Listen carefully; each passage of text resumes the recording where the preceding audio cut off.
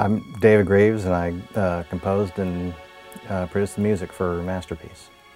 The initial stages of starting this thing were actually getting together with Scott and looking at the storyboard and just kind of going through that and determining, you know, musical styles and tempo and the flow and how the piece was going to breathe.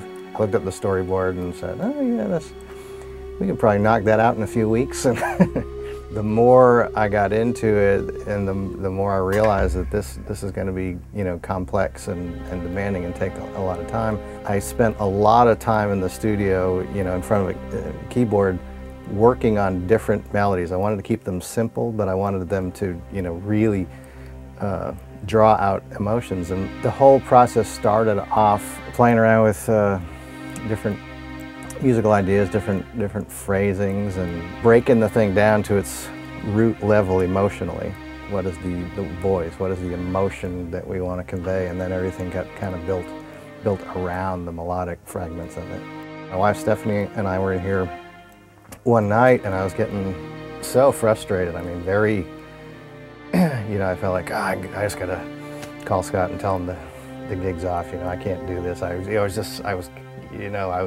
composing like this, and Stephanie kind of brought me back to what I was doing. She said, you know, let's take another look at the rough cut here and remember what this is all about. You know, this is all about, you know, we're not perfect. We're never going to be. There's not anyone who can't relate to the message of this.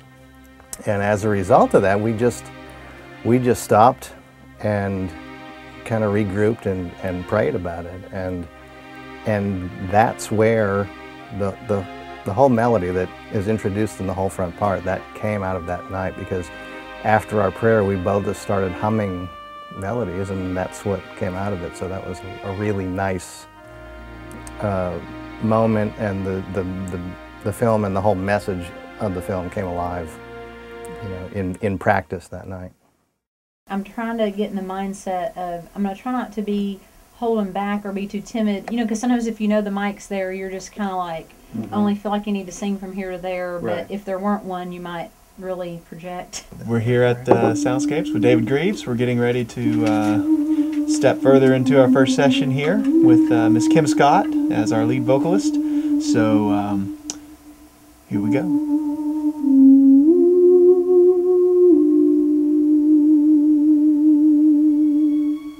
Don't worry about your ending on the last note, because I fade it so you can just carry it out. Musically, I've always been a less is more kind of a person. I mean, it's an orchestral score, and I'm a whole lot more comfortable just with an acoustic guitar in my hands than, you know, plotting out, you know, arranging string parts and stuff like that.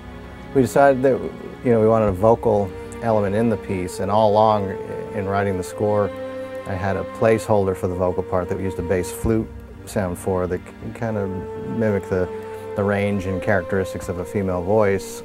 And I had done a lot of work in the studio on commercial projects with Kim Scott in the past, and knew that, first of all, and probably most important, that she'd have a heart for this kind of a project, and secondly, that she had the vocal skills to bring to this, to pull it off and make it sound great.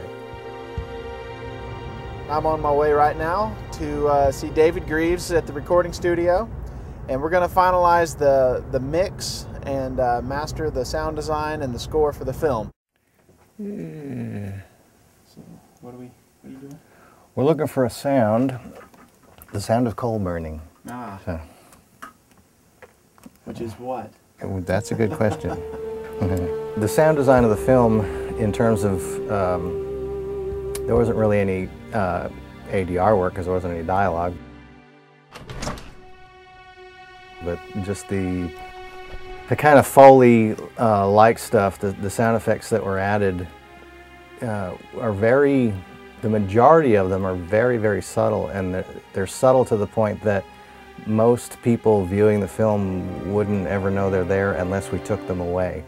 There's a lot of very subtle ambiances and subtle clothing rustles and footfalls and little things that accentuate movement. And when I started playing with those kind of sounds, it just made, it added a whole nother dimension to the soundtrack. It made the whole thing deeper. It took a room that looked, you know, this big, and all of a sudden it made it that big, and you were inside it, looking at it instead of just being in front of it, and it really colored the thing and added quite a bit to it.